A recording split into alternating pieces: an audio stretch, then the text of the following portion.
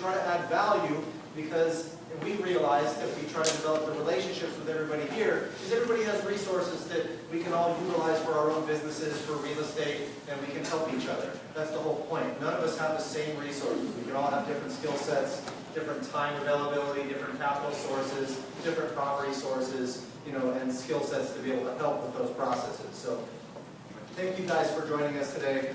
Dave is going to talk a little bit about FIBI as a whole and this chapter specifically. So. Yeah, how you guys doing? Good. Thanks for coming. So a couple of things kind of flowing off what Matt was talking about. First of all, just some logistics. If you want to get up, there's areas in the back to go hang out. I know sometimes, you know, a 2-hour conversation about real estate investing might require you to stretch your legs a little bit. Feel free to do that. There's drinks behind the door over here. Just go around the back. If you have to use the restrooms, when you walk back up front, you can grab a key fob. The restrooms are down by where the stairs that came up the building. As Matt mentioned, you know, we're all about education and networking, and really the key thing that I think, besides the education you're going to get, we've got a great panel tonight talking about real estate notes. The networking is the magic of FIBI, and that's really where, you know, getting a chance to not just to hear what you know these guys have to say up here, but there's a lot of brain power in this room as well. So meeting like-minded people. Clearly, you know, not everyone in the world would spend a Wednesday night to hear a bunch of people talk about real estate and note investing. So you all share that, right? So use that as a way to connect with each other and find resources, and really that's the art of investing, is just meeting good people. Part of how we put this club together is we do it through sponsorships. We've got a couple sponsors we want to thank. I know Corey's here from More Financial. Corey, where are you at? There he is. So Corey, those guys do some hard money lending. Thank you guys. We've got Jeff. Who's the clap? Who's the clap? I appreciate it. Thank you. Really? You guys start that? That's it. For me. That's awesome. So Jeff, when you direct back here, these guys do IRA accounts. So if you're looking to invest with your retirement accounts, that's someone you want to talk to.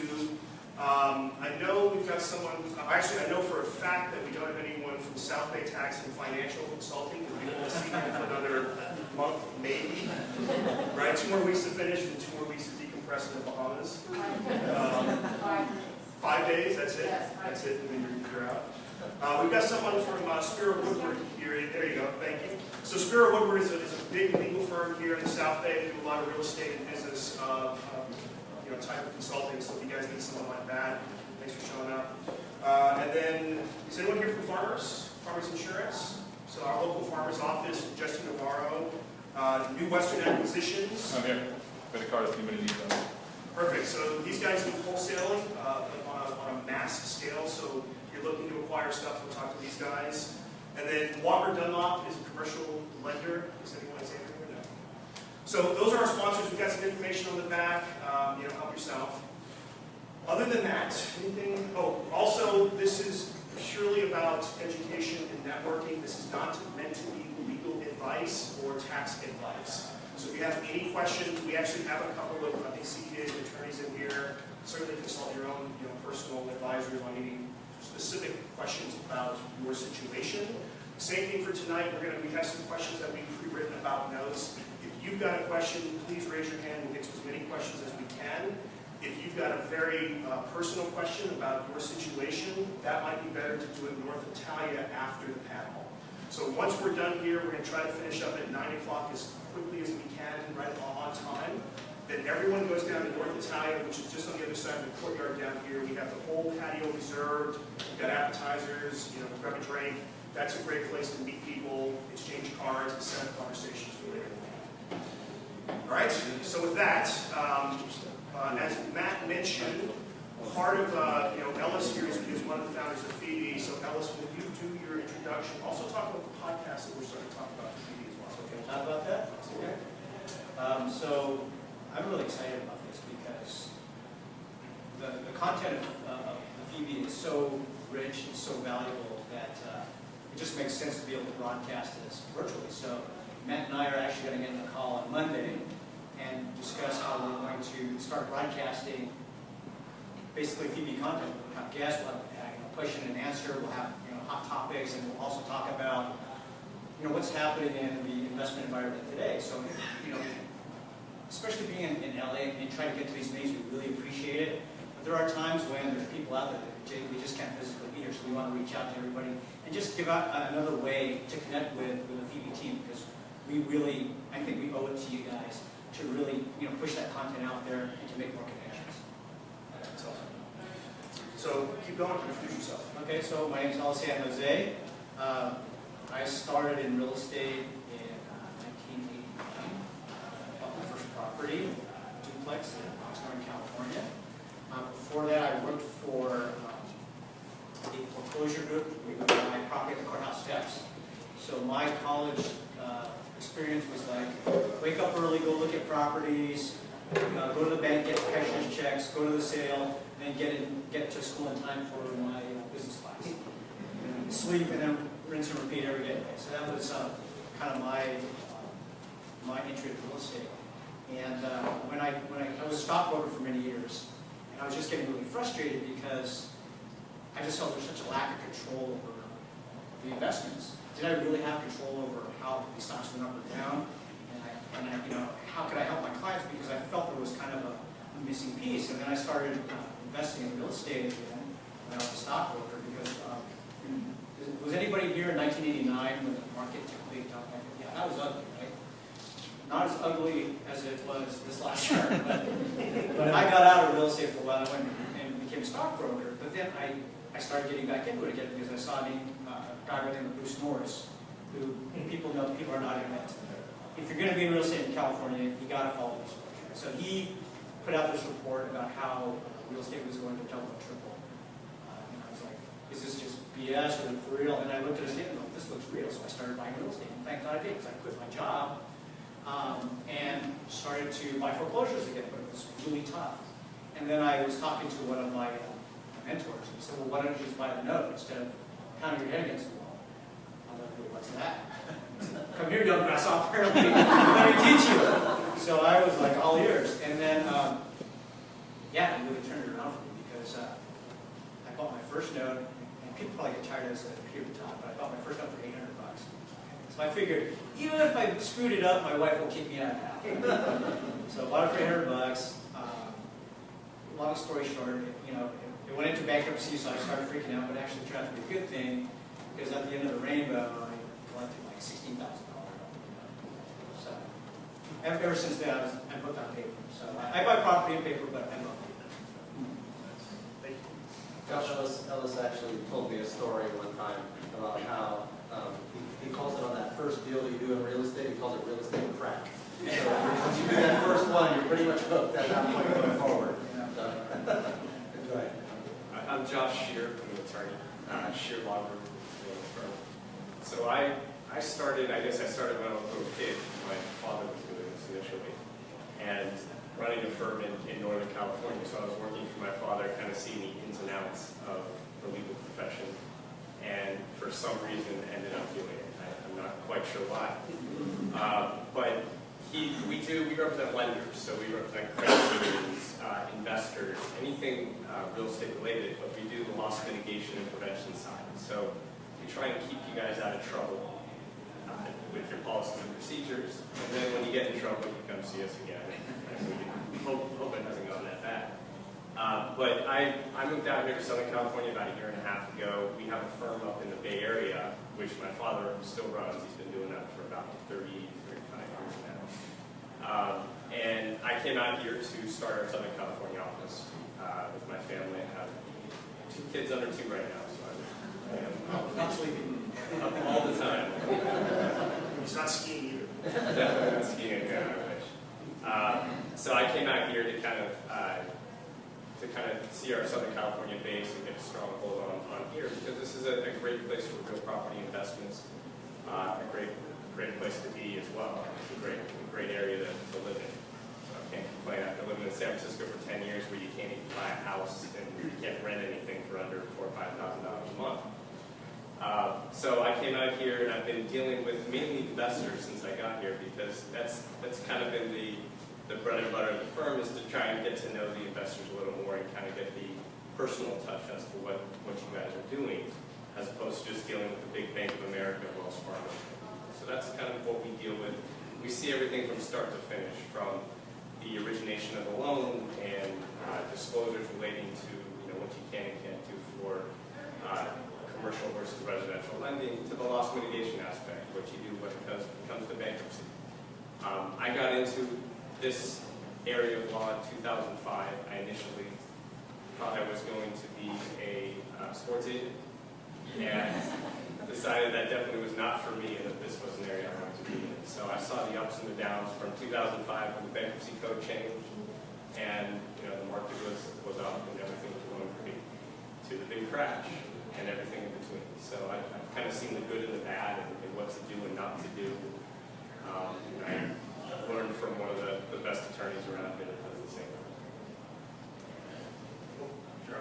All right, my name is Gerald Loyne, and I started out in real estate in Colorado. I was living in Steamboat Springs, Colorado, and I had bought a lot out there that I was planning to build a house on, and then I ended up realizing that I didn't want to live 30 miles outside of town in the snow, the winter time up there, so I sold that lot, and I made money on it.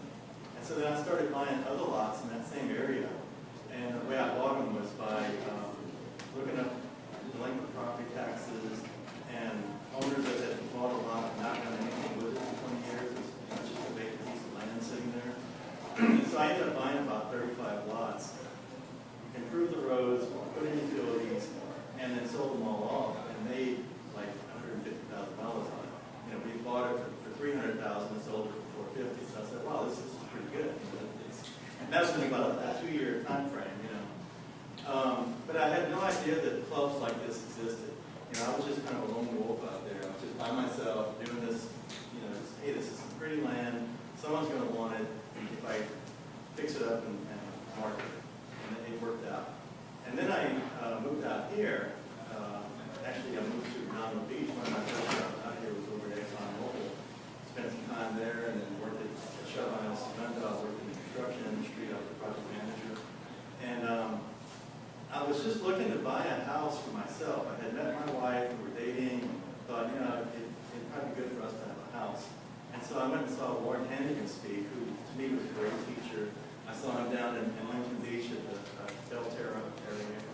And Ward made real estate sound so interesting. And I thought, hey, I could make a living in this. I had some money saved up. So I ended up quitting my job. I took Ward's training, and about a year later, I quit my job, July of 2005. And my wife was like, well, I hope you know what you're doing, And I got married July 4th and quit my job right about the same time. So I got married and quit my job. Great. Yeah, right. Can you get it announced at that point? I was out door knocking houses, and the first thing we did was take a month off to go to Europe, Of course. Yeah, our honeymoon, Italy and Switzerland and France, and came back and decided, hey, I better get to work, or our savings would be gone. And so I was out door knocking houses. One of the first houses I bought was in Culver City, not far from here. And, it was on a foreclosure list, and I door knocked the lady, and she had a foreclosure the next week. Coming up, this was Saturday morning, and she had a foreclosure coming up on Wednesday. So I helped her delay the foreclosure. We worked out a deal, ended up buying that house, and helped her move out, found her an apartment, and we fixed that house up and sold it the summer of 2007. So the market was starting to turn. And my real estate agent says, Gerald, we were trying to sell it for about $800,000. He said, Gerald, we got to dump this thing and get out of it. And so we did. We marked it down to like $699.5, and we sold it, and we still made $100,000 on it. It was a good deal. And that was my very first real estate transaction. And it was basically everything that Ward had taught me. And Rick Harmon had helped me out with some probate issues. And, so it was all about, the collective thoughts of this group. And then, so that was pretty much, like you said, on crack cocaine, the real estate crack had me, wow, that's more than I usually make in a year, And so it worked out pretty good. And then a few years later, I discovered the mill business. And Ellis and I had actually partnered up on some deals.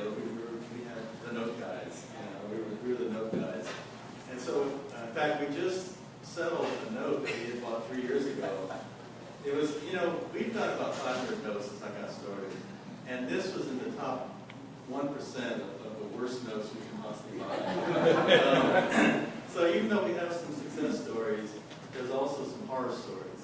And I mean, our legal fees on this thing is probably $20,000 on this thing, you know, because we just had a hard-headed borrower that just refused to pay us, and we just kept pushing and pushing, and he kept pushing back, and just a pain in the butt. But anyhow, I discovered the note business in 2008 and fell in love with it. My skill set suited the note business. It was like, I like the things that I do. I don't have to drive around and deal with contractors. And when I'm doing rehabs, you know, contractor didn't show up, material's not right, or whatever, so you're not all over the place. And with note business, I do it all over the United States. We have notes in like 25 different states. And most of that is over the telephone and the computer. So I sit in my office and I'm on the phone and the computer a lot, handling issues with the note business. So, anyhow, enough of the introduction, but that's how I started. How many FIBI panels have you been on notes? I think this is probably your third or fourth. Not when you consider all the chapters. Well, that's true. That's true. It's probably done a dozen of them. So, And how many have you done? This is like having John Goodman and Ellie Baldwin here. There's been so many note panels over the years.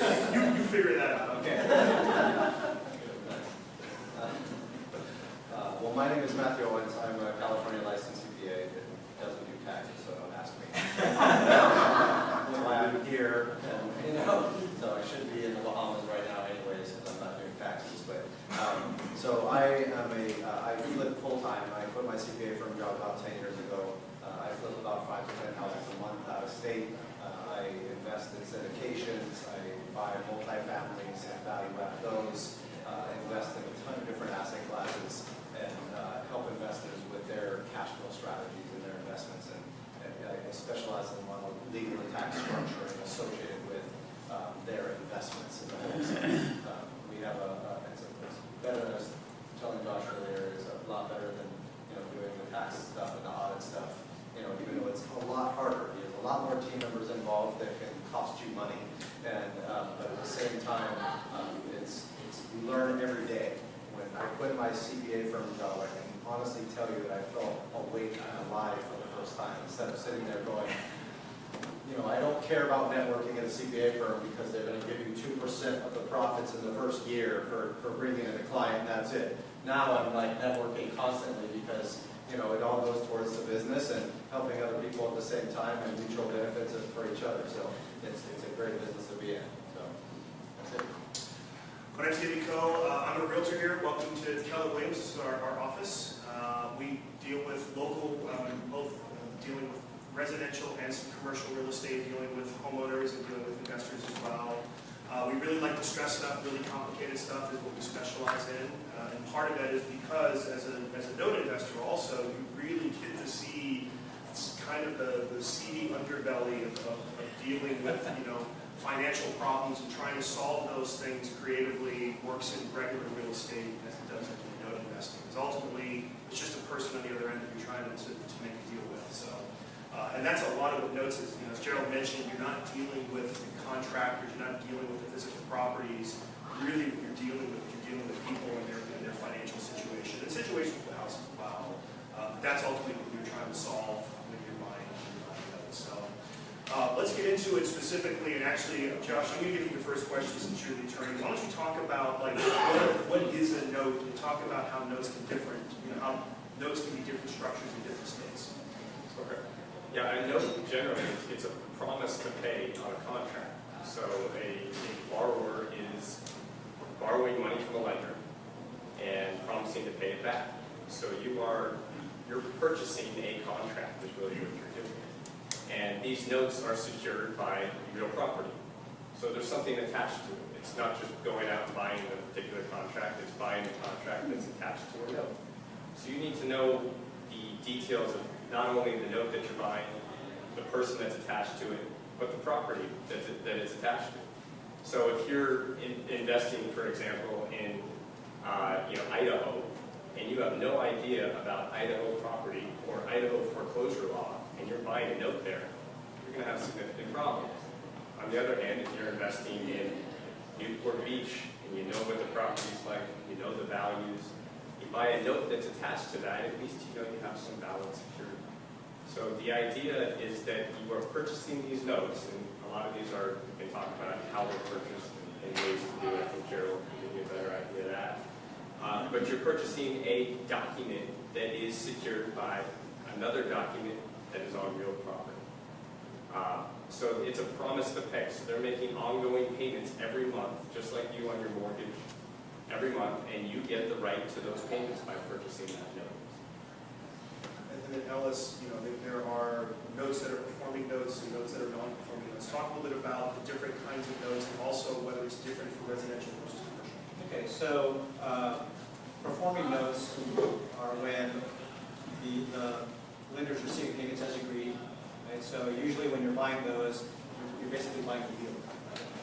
And hopefully you're still buying at a discount. When you're looking in the non-performing space, which I know Gerald and I really love that space, is where there's a problem. And if you know how to solve problems, that's when you can really benefit. So in many cases, there, you know, for whatever reason, the borrower has not been making payments, and whatever financial institution or note holder at that time is saying, look, I don't want to deal with this anymore, it's not what I want to do, and they sell it off to a note buyer or a hedge fund or whatever that looks to first time distress. So you asked me about residential commercial.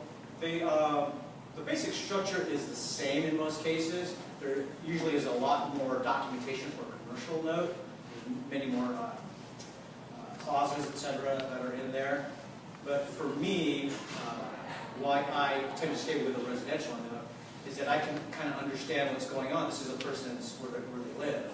And when you're negotiating with them, it's, for me, I feel like you kind of connect with them as a human being. When it's a commercial note, it's really all about the numbers.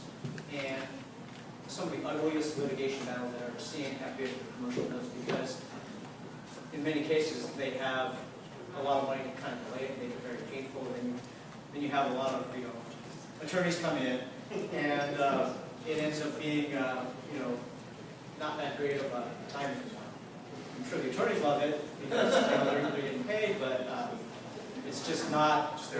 Yeah, it's not something that I really.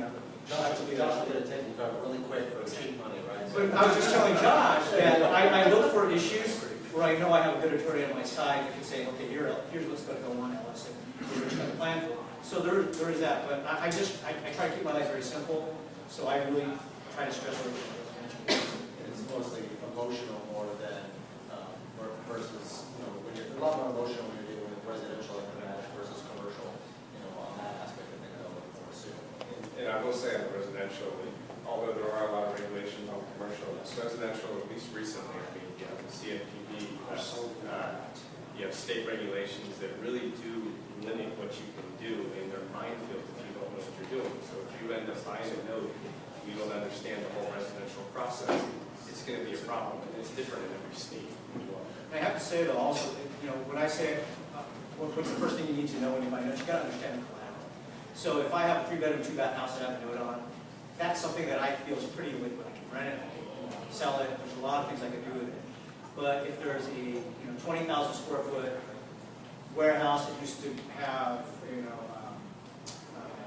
OSHA problems and they've dumped some chemicals or something, that's a whole other world where you can't necessarily rent that out really quickly. The appraisals are going to be all over the board, so you have to have deeper pockets, I think, to deal with that type of So you're saying basically, I mean, the success in a note can very well have to do with your ability to solve problems as it relates to the real estate as well as the note in itself.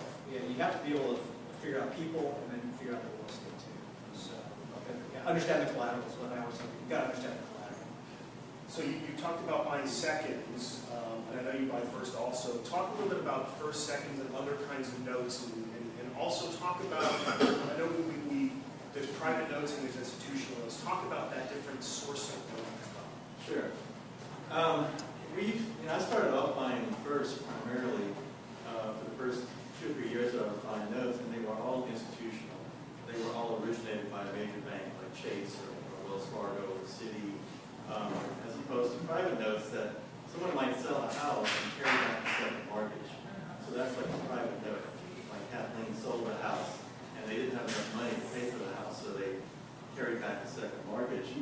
Or you could loan money to a friend or a family member.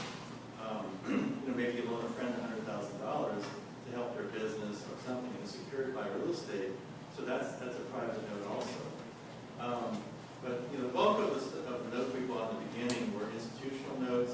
I bought a lot first, and then about 2010 or 11, I started discovering the seconds. And a lot of people think that seconds are more risky than first, and I haven't found that to be the case. I mean, the low-value first mortgages like Columbus, Ohio, or Dayton, Ohio, or Pittsburgh, there's a lot of notes out there where the house is worth $50,000, $75,000. I have one in Memphis that was worth $35,000 for a condo. There's not much room for error there. If you pencil in a certain amount of money for the rehab, and it turns out to be twice as much, it basically takes all the profit out of the deal. And one of the things that I've noticed on seconds is there's a lot more opportunity for home runs. We bought a note a while back in Arizona, $12,000, and 3 years later, just a couple of months ago, we collected about $117,000 on it.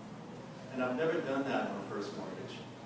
I've gotten decent payments. We might make 10, 15, 20% yield, return on investment, but I've never had that kind of 10 times what I paid for the note, payback on the deal. So, in farming, we just bought a farming note up in Sacramento. It was the first mortgage, $390,000 unpaid balance. So the principal amount owed to us was $390,000. We paid, I think we paid like $200,000 for that note. We bought it at a discount. The property was worth $365,000, and the payments were $1,600 a month, interest only. So it wasn't as high of a yield. It was like a 10% yield, which is a little bit below our margin. But we thought we could probably talk the homeowner into refining us out. So we're going to collect about $310,000 on that. He's in the process of doing a refi, so we'll get paid off $310,000 on that deal. And we have about $200,000 invested in it right now. So it'll be a nice return for us. And that's something that you don't know how it's going to turn out. One of the things about notes is when you start negotiating with a homeowner, you might buy the note thinking you're going to get the house back because you want to buy the house at a discount, you can flip it, fix it up and sell it. But I find a homeowner that really wants to hang on to the property, and they'll fight you tooth and nail. They'll file bankruptcy, they'll get an attorney like Josh, and it'll be just a battle. Josh is getting beat up right now. That's why I in the middle. You never can predict. Some of the ones that I thought, this house will be easy, I'm going to own it, they can't really afford it. They end up borrowing money from a family member, and they end up paying it in. So a lot of times these turn into cash flow as opposed to a lump sum of cash coming in later. So what I got out of that is that when you're looking at acquiring a note, you want to look at all the different exit strategies, which include holding it, repositioning the note, getting them to refinance and pay you off, as well as looking at the underlying collateral to say, if I had to cash back and rehab it, can I still make a profit on that note? And there's a big difference between having something with equity, and then there are notes you can buy that don't have a lot of equity, or they're pretty break even. My understanding is that in those types of situations, it's always better to buy in bulk versus buying one-offs, because the one-offs can have problems. Can you talk about that just a little bit? Sure. I always tell people that, my investors, I work with a dozen or so people that have money with me. I like to buy a basket of notes. If you've got $100,000 to spend, don't go out and buy one note for $100,000. Buy 10 notes for $10,000 each. It's like, when I was a stockbroker, it was the diversification. It was like buying a mutual fund, where you have a basket of stocks. I like to have a basket of notes. And I always look at the portfolio return. We have notes that knock it out of the park. We'll get 10 times what we paid for it. But then we have other notes, like the one in Miami that Ellis and I are dealing with right now, where we lose, $15,000 or $20,000 on the deal. So, and the other thing about notes too, and David and I were talking about this earlier, is that notes are not like flipping houses.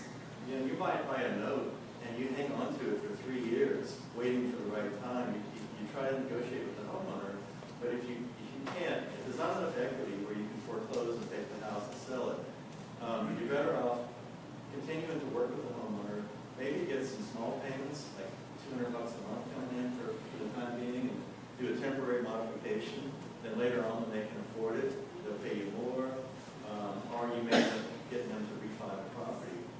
But I think you mentioned the other day too, when we talked, that you had said that sometimes it makes sense to hold it and wait until, if you're underwater on a note, to hold it and wait until the market rises again, in which case now you do have equity and you can go after that property at that time. So you might not get the payments for a period of time, but you see the market rising and then putting yourself into a stronger position to be able to take that note back. So who here invests in notes? Anybody here? Okay. Just to get a gauge. So, Josh, can you talk a little bit about some of the workouts you've seen or some of the work you do when you're dealing with homeowners and lenders on that side? Yeah, and I'm going to be more the doom and gloom. I know Gerald's telling all the good stories about it, and there are a lot of good stories. I don't want to discourage anybody from note investing. I think it's a great avenue. You see him when it goes bad. But I see the worst, fortunately or unfortunately. But a lot of these borrowers are looking for workouts. So some of them will strategically default, or they'll just stop making payments because their loan's been sold or transferred, 3, 4, 10 times, and they don't even know who their lender is.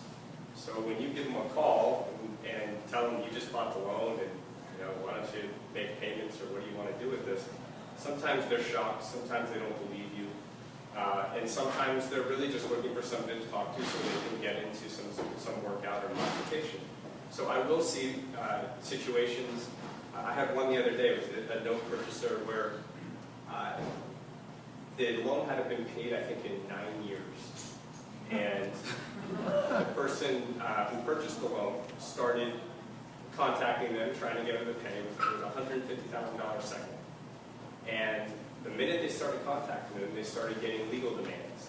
Show me that you're the owner of the note. Show me, that you haven't passed the statute of limitations. Everything under the sun. So they sent it over to us and take a look at it. And you start responding and actually getting the documentation together and trying to figure out whether it's a legitimate note. And you have to make sure you have everything before you are moving forward with anything. So it turns out, after I think 5 or 6 different demands from the borrower, ends up filing bankruptcy. Goes into bankruptcy and the guy's thinking, my note's gone, he bought it for pennies on the dollar. In bankruptcy, has to provide all the information on all their finances and everything. Proposes to pay the entire $150,000 back over time, so now this guy is getting, the lender I think is getting $4,000 total a month on this investment that he thought was pretty much worthless. So a lot of times it's just trying to contact them, trying to figure out what they're looking for. That's a good example. There's, again, the bad examples where I had another one recently where somebody bought a second. The borrower had taken out 2 equity lines at the same time, or similar times, paid off one of them, and then sued our client, claiming that that was the one he paid off, and that the note was actually worthless. So, there's good and bad on that. So, like Gerald says, you can get a grab bag. There may be really good notes in there that they're going to pay you the full $150,000 back. There may be another one where you think you have something and it's absolutely worthless. So you have to be able to kind of roll with it, but be careful. I mean, there's a lot of regulation in place. You could buy a lawsuit. You could end up defending a lawsuit that you had no idea all you were looking for was a quick buck, and all of a sudden you're getting sued because you're the holder of the note. So there's the good and the bad. I see more good in the long run on these notes, but there are bad if you're not careful. Very bad. And that brings up a good point. Ellis, maybe you can touch on this. In those types of situations, to try to avoid those bad apples, how do you protect yourself? What does the paperwork involve? What do you want to make sure that you're reviewing to protect yourself on these things? Well, number one thing is if you have a ton of equity, that's always the best, because then you have at least a way. So when Joe's talking about buying a basket of notes, a lot of times you have to do that to mitigate the fact that there's not a lot of equity involved, right? But if you have a lot of equity, then it gives you plenty of ways to. Now, I think the thing I've learned through the years, especially working with Gerald, is that as you look, because we looked at so many notes, you have to kind of get a profile of who the borrower is. Are they going to be litigious? Are they, you're trying to develop this kind of psychological profile of how is this going to go. Right? So the less equity there is, the more that becomes important. Because then the litigation, that's when your profit starts to disappear. Sometimes you just never know, right? But you just have to kind of plan how it works. And on the paperwork side, what are the typical types of paperwork involved when you're buying a note that you want to be reviewing in detail? Well, if you can get the collateral file, which shows all the servicing notes, and that's really important, because that kind of gives you So the actual monthly payments that were made? yeah, any notes that the person has made about, is this person disgruntled, or why are they late? And it gives you kind of a window into what's happening in the situation. So if you can get the collateral file, that's really important. And you also want to make sure that what you're buying, if you think it's a first or if you think it's a second, it better be, because they're not guaranteeing anything. Sometimes you get a nice surprise, right, where you buy a second and it ends up being a first, and you're like, oh wow, Christmas, right? Or it could go the other way, or a third. Or it can go another way, where I think we talked about one in Texas, where we think it's a first, but because it's a second, because Texas is a little bit strange in how it does certain things. So unless you know that, you're like, oh, well, you don't have a first and a second. So really understanding the customs of each state, I think, is really important. Gerald likes to buy in all these different states. You got to really know your stuff to do that. I wouldn't jump in very many states if I was just starting out. I would try to focus on One state, so you understand the laws in that state. yeah, and then get good legal help in that state, because if you have to go through a foreclosure, which in most cases when you're buying a non-conformer, I would have to say that's almost like forgiving. I want to have somebody that's going to handle it. Gerald, can you talk a little bit about the judicial and non-judicial foreclosure state issues that you run into in these different states?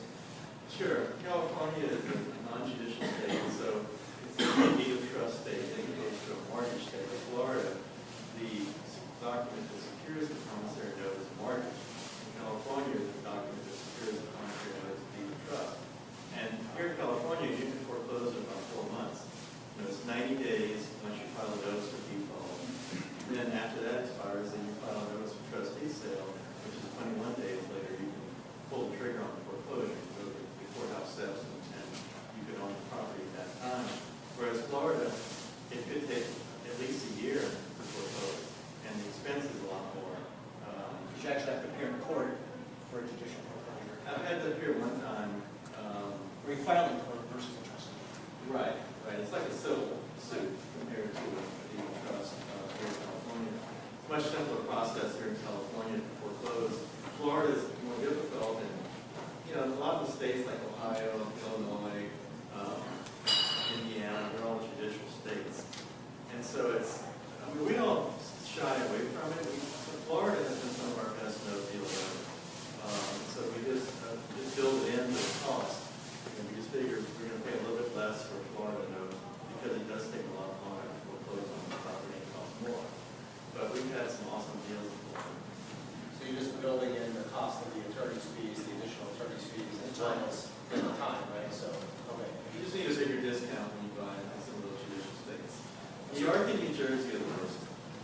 It could take you 2 years, 3 years to foreclose in New York and New Jersey. And the cost is more. I think we were talking about time before. Time is such an important part of investing in notes. Talk about a time from the perspective of, we're talking about trying to get the process of onboarding a note, how long it takes to get all the information.